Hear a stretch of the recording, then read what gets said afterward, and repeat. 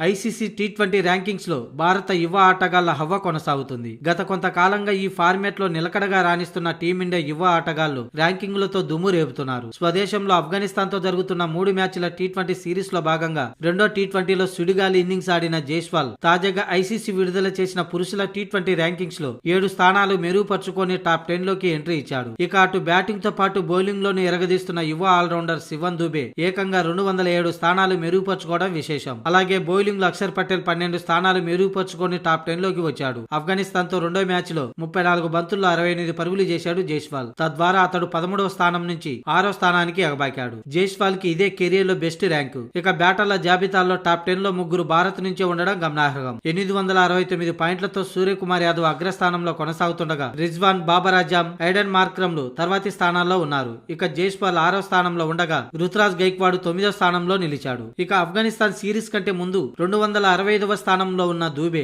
వరుసగా 2 అర్ధ సెంచరీలు చేసి 58వ స్థానానికి చేరుకున్నాడు. ఇక బౌలర్ల జాబితాలో ఇంగ్లాండ్ స్పిన్నర్ అదిల్ రషీద్ అగ్రస్థానంలో ఉండగా అక్షర్ పటేల్ 5వ స్థానం, రవి బిష్ణయ్ 6వ స్థానంలో కొనసాగుతున్నారు.